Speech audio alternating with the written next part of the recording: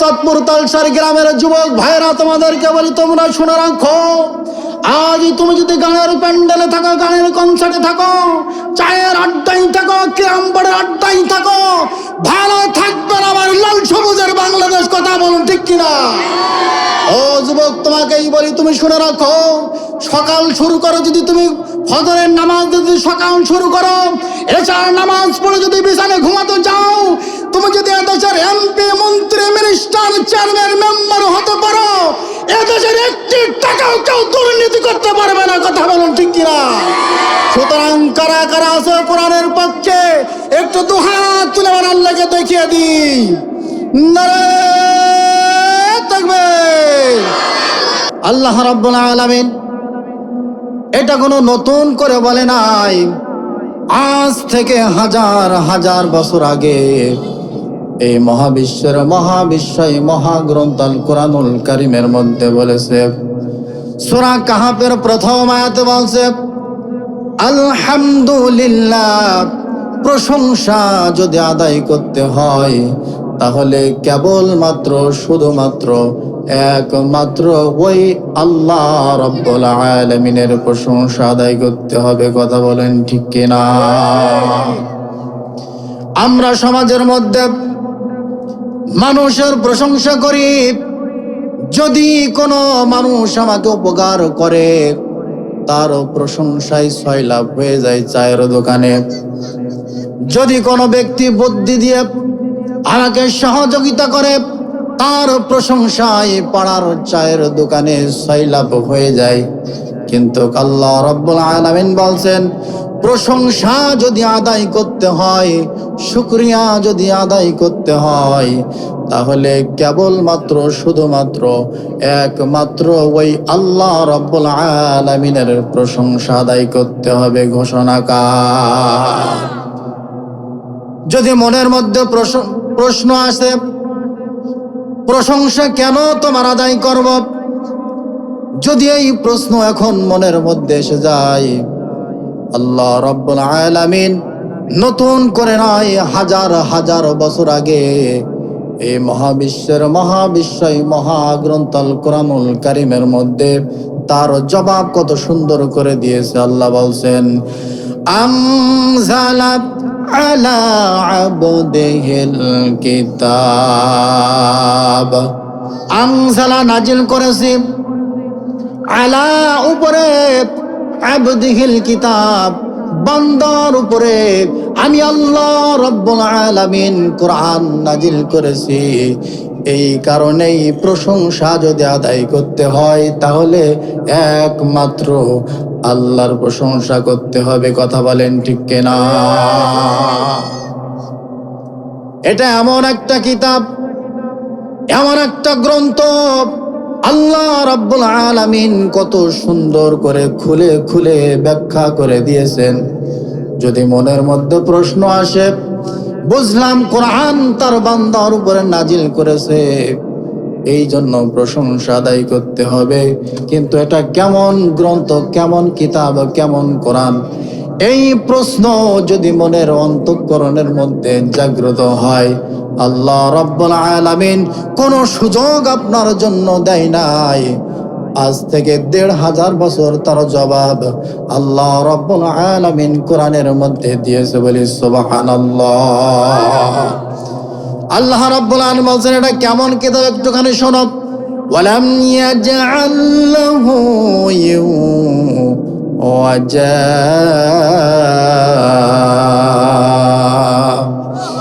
আল্লাহ রাব্বুল আলামিন বলছেন, এই কোরআনের মধ্যে কোনো প্রকার বক্রতা নেই, কোনো প্রকার জড়তা নেই, কোনো প্রকার গোপন কিছু নেই। এই কোরআনের মধ্যে যা আছে সমস্ত সব কিছু আমি আল্লাহ রাব্বুল আলামিন ওপেন করে দিয়েছি। বলি সুবহানাল্লাহ। আল্লাহ রাব্বুল আলামিন বলছেন, প্রশংসা আমার আদায় করতে হবে, কারণ আমি আমার বান্দার উপরে কোরআন নাজিল করেছি। এই জন্য প্রশংসা আমার আদায় করতে হবে। এবং এমন গ্রন্থ আমি নাজিল করেছি, এমন কিতাব আমি উপহার দিয়েছি যে কোরআনের মধ্যে কোনো প্রকার জড়তা নেই, মারফতি নেই। এই কোরআনের মধ্যে যা আছে তা সমস্ত সব কিছু আমি আল্লাহ রাব্বুল আলামিন ওপেন করে দিয়েছি। এই জন্য প্রশংসা আদায় করতে হবে আল্লাহর, এবং ঈমানও আনতে হবে সেই আল্লাহর উপরে। কথা বলেন ঠিক কিনা? আল্লাহ রাব্বুল আলামিন পবিত্র কুরআনুল কারীমের সূরা আরাফের মধ্যে বলছে, ওয়ালাউ আন্না আহলাল কুরা আমানু ওয়াত্তাকাউ লাফাতাহনা আলাইহিম বারাকাতিম মিনাস সামাই ওয়াল আরদ। আল্লাহ রাব্বুল আলামিন বলছেন, যদি তোমরা ঈমান আনতে পারো আর যদি তাকওয়ার পরে চলাফেরা করতে পারো। ঈমান আনতে হবে। ঈমান শুধু মুখে মুখেই বললেই হবে না, আপনাকে ঈমান আনতে হবে ইসলাম ও কোরআনের উপরে, আল্লাহর রাসূলের উপরে। ইহকাল পরকাল আল্লাহ রাব্বুল আলামিনের যে চূড়ান্ত সিদ্ধান্ত রয়েছে, এই সিদ্ধান্তের উপরে বিশ্বাস করতে হবে এবং আল্লাহর উপরে ঈমান আনতে হবে। শুধু ঈমান আনলেই হবে না, ঈমান এনে তাকওয়ার উপরে টিকে থাকা লাগবে। আল্লাহ রাব্বুল আলামিন বলছেন, যদি ঈমান আনতে পারো আর তাকওয়ার উপরে যদি চলাফেরা করতে পারো, আমি আল্লাহ রাব্বুল আলামিন আজ থেকে ১৫০০ বছর আগে পবিত্র কুরআনুল কারীমের মধ্যে ওয়াদা করে দিয়েছি, আলাইহিম বারাকাতিম মিনাস সামাই ওয়াল আরদ। আসমানে এবং জমিনের মধ্যে আমার রহমত এবং দয়ার যত দরজাগুলো আছে, আমি আল্লাহ রাব্বুল আলামিন সমস্ত দরজাগুলো বান্দার জন্য খুলে দিই। বলি সুবহানাল্লাহ। তাহলে যদি ঈমান আনতে পারো আর তাকওয়ার উপরে যদি টিকে থাকতে পারো, আল্লাহ রাব্বুল আলামিন বলছেন, তাহলে আসমান এবং জমিনে যত প্রকার রহমত এবং বরকতের দরজা আছে, আমি আল্লাহ রাব্বুল আলামিন আমার বান্দার জন্য সবগুলো খুলে দিই।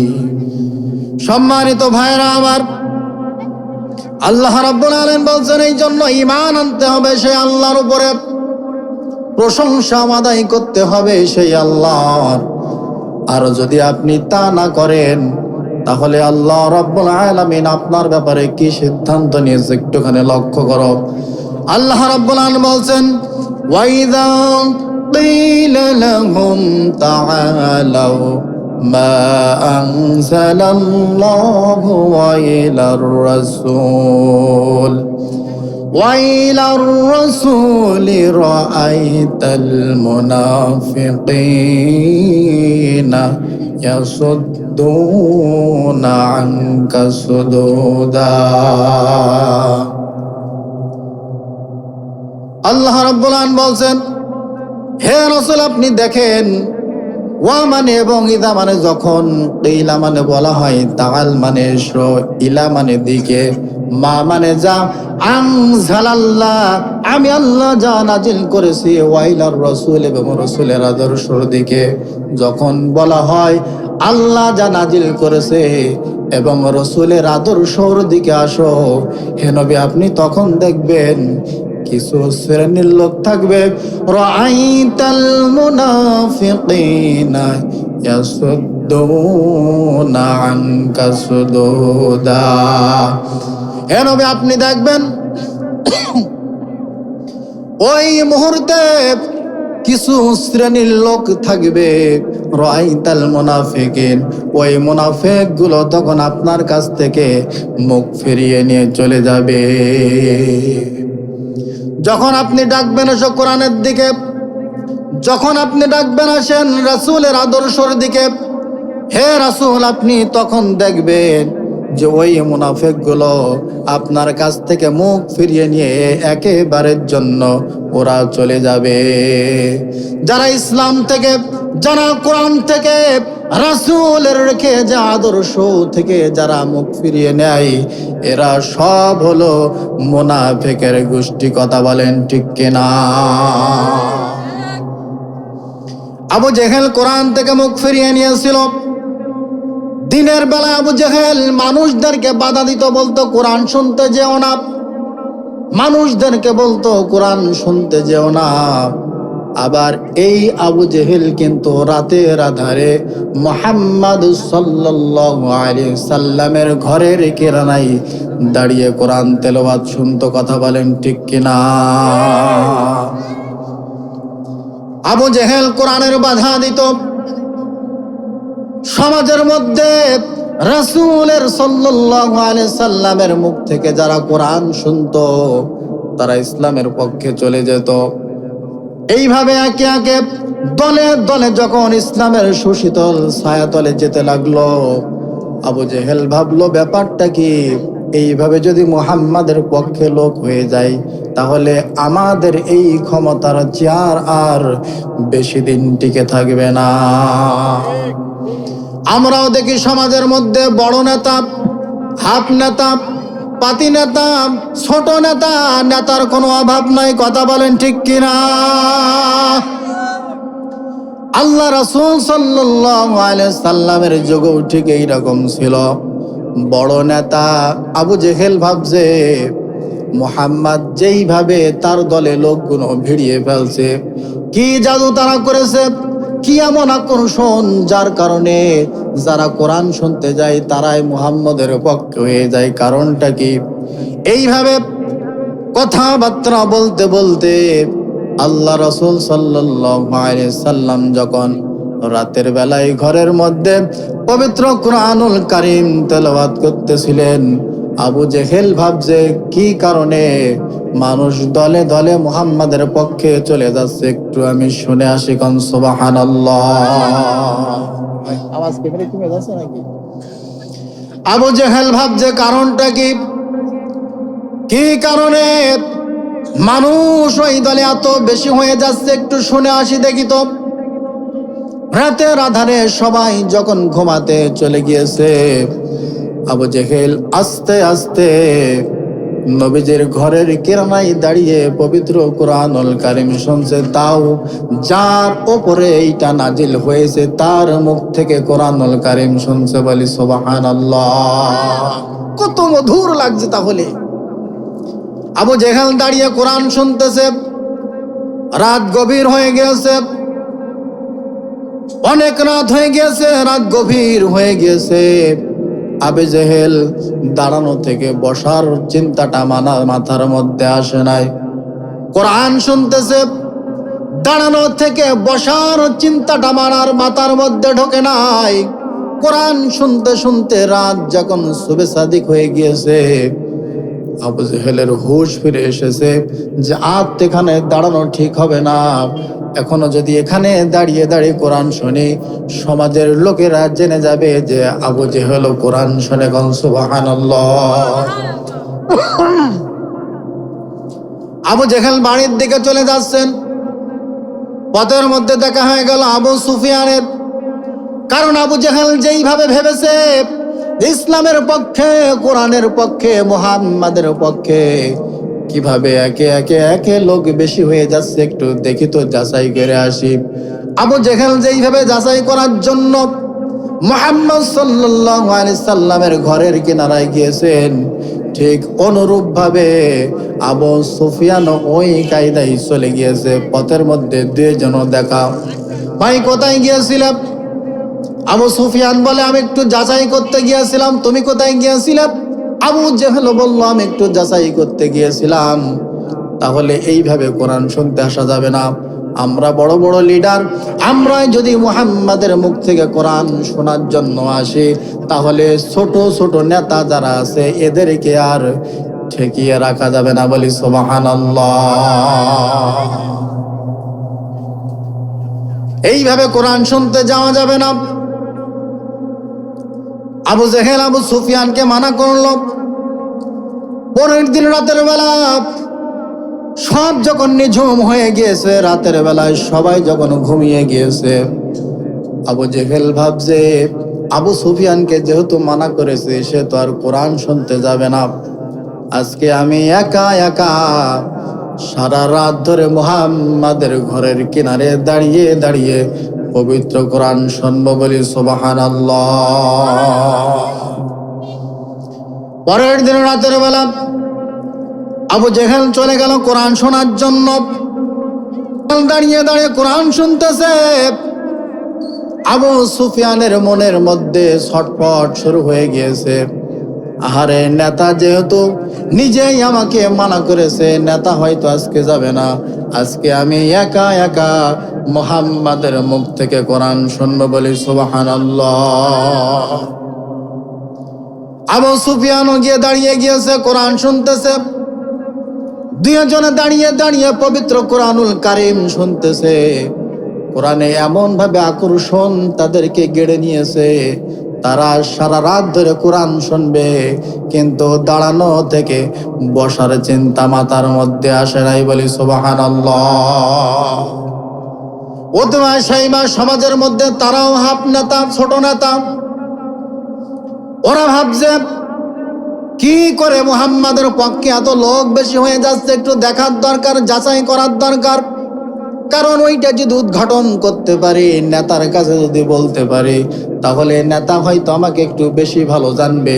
এই জন্য আবু সুফিয়ান যেমন গিয়েছে, উতবা গিয়েছে, সাইবা গিয়েছে, চারটে নেতা রাসূল সাল্লাল্লাহু আলাইহি সাল্লামের ঘরের চতুর্দিকে দাঁড়িয়ে দাঁড়িয়ে পবিত্র কোরআনুল কারীম শুনতেছে, বলছি সুবহানাল্লাহ। কোরআন আপনি যেখানে পড়বেন সেখানেই মিল পাবেন। আর রহমান আল্লামাল কোরআন খালাকাল ইনসান আল্লামাহুল বায়ান। আল্লাহু আকবার। কোরআন হলো এমন একটা মধুর গ্রন্থ, এমন একটা কিতাব। কোরআন শুনতেছে চারটে নেতা দাঁড়িয়ে দাঁড়িয়ে কোরআন শুনতেছে। গভীর রাত হয়ে গিয়েছে, সুবেহ সাদেক হওয়ার সময় যখন হয়ে গিয়েছে, আবু জেহেল ভাবতেছে এখন যদি আমি এখানে দাঁড়িয়ে থাকি, সমাজের লোক আমাকে দেখে ফেলবে। আবু সুফিয়ান ভাবছে আর দাঁড়ানো ঠিক হবে না, বাড়ির দিকে রওনা করি। উতবা সাইবা ভাবছে মানুষ আমাদের দেখে ফেলতে পারে, বাড়ির দিকে রওনা করি। চারটে নেতা আবার যখন ওখান থেকে ছুট দিয়েছে, একটা আর একটার গার উপরে ঠেলে উঠেছে, বলে সুবহানাল্লাহ। আবু জেহেলের সাথে আবু সুফিয়ানের পায়ের সাথে যখন বাড়ি লেগে গিয়েছে, রাতের মধ্যে আবু সুফিয়ান এবং আবু জেহেল আবু সুফিয়ানকে বলছে, কে এত রাতে গেলে? আবু সুফিয়ান বলে, আমি আবু সুফিয়ান। তুমি কে? কয়, আমি আবু জেহেল। এইবার আবু জেহেল আবু সুফিয়ানকে বলছে, আবু সুফিয়ান রে, কালকে তোমাকে নিষেধ করলাম, তারপরও তুমি কেন কোরআন শুনতে এসেছো? একটুখানি এগোতে না এগোতেই উতবা সাইবা চারটে নেতা আবার একসাথে দেখা হয়ে গেল, বলে সুবহানাল্লাহ। আবু জেহেল এবার পরামর্শ করছে, শোনো, আমরা হলাম সমাজের লিডার, মাতুব্বার। আমরাই যদি মুহাম্মাদের কোরআন শুনতে আসি, আমরাই যদি কোরআনের উপর আকর্ষিত হয়ে কোরআন শুনতে আসি, তাহলে সমাজের লোক আর ঠেকানো যাবে না। সুতরাং এসো, হাতে হাত দাও, হাতে হাত রেখে ওয়াদা করে নাও, আজকের পর থেকে আর মুহাম্মাদের ঘরের করে কোরআন শুনতে আসা যাবে না। আবু জেহেল বলতেছে, এসেছো, আমার হাতে হাত রাখো, তওবা করো, ওয়াদা করো, ওই মুহাম্মাদের ঘরের পাশে গিয়ে আর কোরআন তেলাওয়াত শোনা যাবে না। চারটে নেতায় আবু জেহেলের হাতে হাত রেখে তওবা করলো, ওয়াদা করলো। এরপর সবাই যখন বাড়ি চলে গেল, আর পরের দিন যখন রাত হয়ে গেল, রাতের বেলায় আবু সুফিয়ান, উতবা সাইবা, ছোট ছোট নেতা যারা আছে, উতবা সাইবা ভাবতেছে, লিডার যেহেতু নিজেই আমাদের হাতে হাত রেখে তওবা করিয়েছে, ওয়াদা করিয়েছে আজকে তো লিডার হয়তো আর কোরআন শুনতে যাবে না, আমি আজকে নিজে একা একা গিয়ে মজা করে মুহাম্মাদের মুখে কোরআন শুনবো, বলি সুবহানাল্লাহ। আবু সুফিয়ান ওরকম ভাবতেছে, আরে আবু জেহেল যেহেতু নিজে আমাদের হাতে হাত রেখে কথা বলেছে, আবু জেহেল তো আজ আর কোরআন শুনতে যাবে না, আজকে আমি নিজে নিজে একা একা দাঁড়িয়ে মুহাম্মাদের মুখে কোরআন তেলাওয়াত শুনবো। রাত যত গভীর হয়, রাত যত নিঝুম হয়ে যায়, ওই যে কোরআন তেলাওয়াতের সময় যখন হয়ে গিয়েছে, আবু জেহেলের মনের মধ্যে ছটফট শুরু হয়ে গিয়েছে। রাত যখন গভীর হয়ে গেল, আবু জেহেল আবার গত দিনের মতো, গত রাতের মতো হাঁটতে হাঁটতে মুহাম্মাদের ঘরের কোণে গিয়ে কোরআন শুনতেছে, বলি সুবহানাল্লাহ। একে একে 4টে নেতা নবীজির ঘরের কোণে দাঁড়িয়ে কোরআন শোনা শুরু হয়ে গেল। রাত যতই গভীর হতে লাগলো, আস্তে আস্তে 4টে নেতা কোরআন শুনতেছে। সুবেহ সাদিক হওয়ার সময় যখন হয়ে গিয়েছে, 4টে নেতা আবার বাড়ির দিকে রওনা হতে গিয়ে 4টে নেতার একসাথে আবার দেখা হয়ে গিয়েছে, বলি সুবহানাল্লাহ। আবু সুফিয়ান, আবু লাহাব, আবু সুফিয়ান, উতবা, শাইবা, আবু জেহেল। আবু জেহেল ধমক দিয়ে আবু সুফিয়ানকে বলছে, সুফিয়ান তুমি কেন আসলে? কালকে তুমি আমার হাতে হাত রেখে ওয়াদা করলে, আর আজ কেন কোরআন শুনতে এসেছ? আবু সুফিয়ান বলছে, লিডার, সব জায়গায় মাতবাড়ি চলে না, তুমিও তো হাতে হাত রেখে ওয়াদা করেছিলে, কিন্তু তুমি কেন এসেছো সেই কথাটা আগে বলো, বলি সুবহানাল্লাহ। আবু জেহেল আর কোনো কথা নাই। এইবার আবু জেহেল ভাবছে, আমি বুঝতে পেরেছি তোমাদের কোরআন শোনার পাগলামিতে ধরেছে, এসো আমার দারুন নাওদানের পার্লামেন্টে আসো। এইভাবে হবে না, কোরআনের বিপক্ষে একটা আইন আমরা পার্লামেন্ট থেকে পাশ করে নেব, নাউজুবিল্লাহ। আবু জেহেল কিন্তু পরের দিন সকালবেলা তার দারুন নাওদানের বৈঠক, পার্লামেন্ট যখন শুরু হয়ে গেল, আবু জেহেল তখন একটা আইন পাশ করে নিল। কি আইনটা পাশ করল?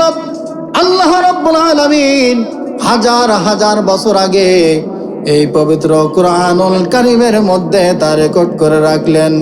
আল্লাহ পাক রব্বুল আলামিন বলছেন, ওয়াকালাল্লাযীনা কাফারু লা তাসমাউ লিহাযাল কুরআন لهذا القرآن والغوا فيه لعلكم تغلبون।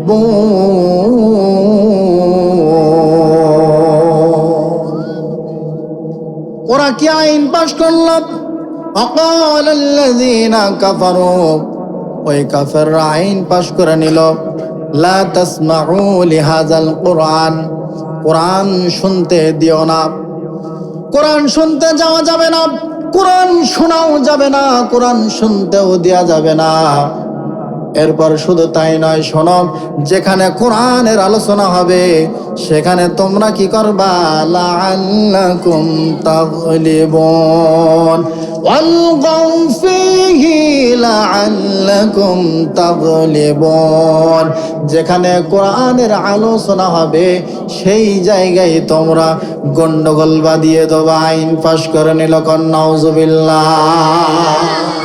তাহলে কোরআনের মাহফিলে বাধা দেওয়া, গন্ডগোল করা, এই আইন পাশ করলো কে?